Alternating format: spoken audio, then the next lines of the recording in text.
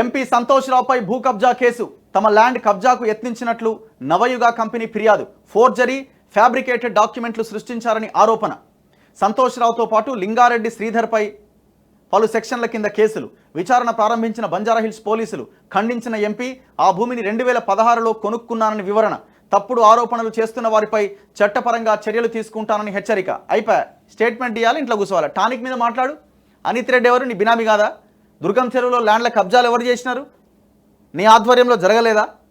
అన్నింటికీ స్టేట్మెంట్ ఒక press meet పెట్ట చేతనైతే లేదా? నువ్వు రాజ్యసభ ఎంపీగా పనిచేసినావు. ఎంతసేపు నీ మామకు గోళీలు ఇచ్చుడు, టానిక్ బోసుడు, స్ట్రెచర్ నూపుడు కాదు కదా. రెస్పాండ్ అవ్వాలా? నువ్వు పబ్లిక్ లైఫ్లో ఉన్నావు. బీఆర్ఎస్ నేత ఎంపీ సంతోష్ రావుపై భూ కబ్జా కేసు నమోదైంది. బంజారాహిల్స్ రోడ్ నెంబర్ 14లోని ఒక ఖరీదైన స్థలాన్ని ఆయన కబ్జా చేసేందుకు ఫోర్జరీ, ఫ్యాబ్రికేటెడ్ డాక్యుమెంట్లు సృష్టించారని నవయుగ ఇంజనీరింగ్ కంపెనీ లిమిటెడ్ పోలీసులకు ఫిర్యాదు చేసింది. ఈ మేరకు కంపెనీ ప్రతినిధి చింతా మాధవ్ మార్చి 21న ఇచ్చిన ఫిర్యాదు ఆధారంగా బంజారాహిల్స్ పోలీసులు సంతోష్ రావు, లింగారెడ్డి శ్రీధర్ పైన కేసు నమోదు చేశారు.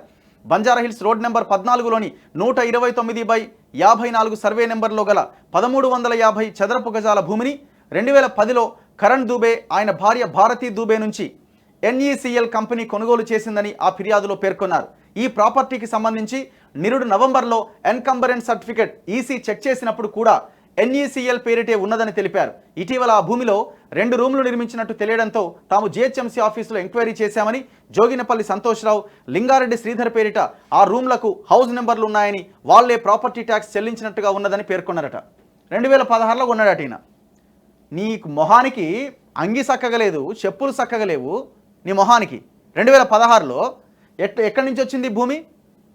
తెలంగాణ వచ్చింది ఎప్పుడండి? మీరు అధికారంలోకి వచ్చినప్పుడు 2014లో. 2016లో 1350 గజాల భూమి కొన్నాడట. ఇప్పుడు ఇక్కడ గజం ఎంత లేదన్నా ఆనాడు రేటు చూసుకున్న మినిమం 1-2 లక్షల రూపాయలు ఉంటుంది. మరి ఎక్కడి నుంచి వచ్చినాయి ఈ పైసలు? దుర్మార్గులకు కోట్ల రూపాయలు.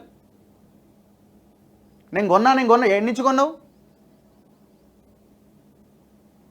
సంతోష్ రావుని కూడా అరెస్ట్ అయ్యే అవకాశాలు ఎక్కువగా కనబడతా ఉన్నాయి. మరి ఏం చేస్తారన్నది చూడాలి. నెక్స్ట్ ఇమీడియట్ ఎఫెక్ట్ ఈయన మీదనే పడే అవకాశాలు కనబడుతున్నాయి. టానిక్ కేసులో అడ్డంగా ఉన్నాడు. స్పెషల్ జీవో ఇప్పించుకొని టానిక్ పేరుతో పెద్ద ఎత్తున దందా చేసిరు. అది మనకు వాస్తవాలు కనబడతా ఉన్నాయి. ట్యాక్స్ ఎగ్గొట్టినారు. టానిక్ పేరుతో అదే టానిక్ ఈయన బినామీనే ఆడ దుర్గం చెరువును కబ్జా పెట్టిండు. ఈయన చాలా ఉన్నాయి ఇంకా. మరి ఏం అరెస్ట్ చేస్తారు, ఎట్లా అన్నది చూడాలి.